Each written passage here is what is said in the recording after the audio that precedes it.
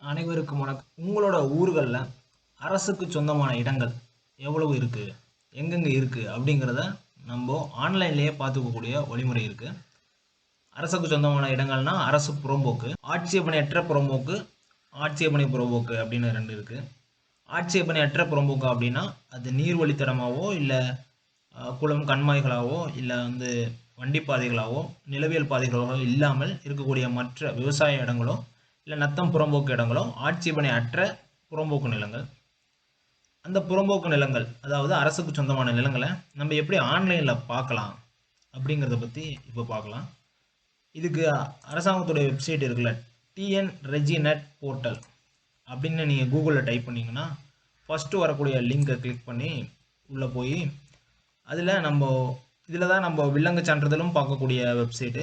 இதே வெப்சைட் தான். இதில் வழிகாட்டு மதிப்பு அதை கிளிக் பண்ணி உள்ளே போனீங்கன்னா வரைவு வழிகாட்டி திருத்தம் தேடுவதற்கு இங்கே சொடுக்குவோம் அந்த ஆப்ஷனுக்குள்ளே போங்க.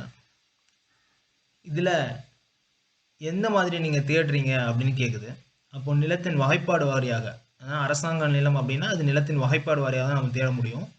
அப்போ நிலத்தின் எந்தெந்த சர்வே நம்பரில் அது இருக்குது அப்படிங்கிறத தெரிஞ்சுக்கிறதுக்காக புலையன் வாரியாகவும் நம்ம தேடுறோம்.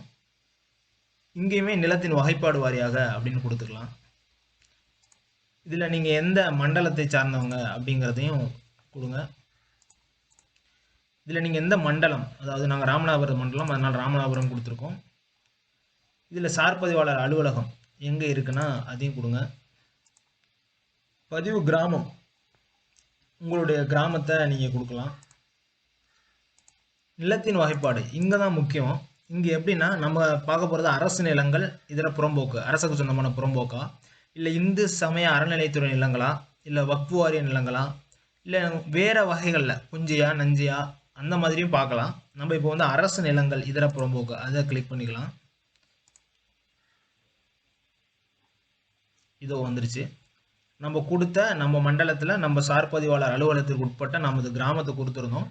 அந்த கிராமத்திற்கு உட்பட்ட எந்தெந்த சர்வே எண்கள் அரசுக்கு சொந்தமானது அப்படிங்கிற லிஸ்ட் இதில் இருக்குது. இதை நம்ம அடுத்துன்னு செக் பண்ணும்போது எந்தெந்த நிலங்கள் எல்லாம் அரசுக்கு சொந்தமாக இருக்குதுங்கிறத பார்த்துக்கலாம். இதில் முக்கியமான விஷயம் என்னென்னா, சில பேருடைய பட்டா இடங்களையும் அரசு நிலங்கள் அப்படின்னு சொல்லி இந்த வெப்சைட்டில் ஏற்றிருக்காங்க. உங்களுடைய இடம் இதில் இருந்துச்சு, உங்களோட சர்வே நம்பர் இந்த அரசு சொந்தமான நிலங்களில் இருந்துச்சு, நீங்கள் பட்டா உங்கள் கையில் இருக்குன்னா நீங்கள் வட்டாட்சியர்கிட்ட முறையிட்டு இந்த மாதிரி அரசுக்கு சொந்தமான நிலங்கள்ங்கிற வெப்சைட்டில் என்னோடய இடத்தையும் ஏற்றிருக்கீங்க, தயவு செஞ்சு அதுலேருந்து அதை ரிமூவ் பண்ணுங்கள் அப்படின்னு சொல்லி நீங்கள் கோரிக்கை வைக்கலாம். ஏன்னா பிற்காலத்தில் ஏதாச்சும் பிரச்சனை வர்றதுக்கு வாய்ப்புகள் இருக்குது.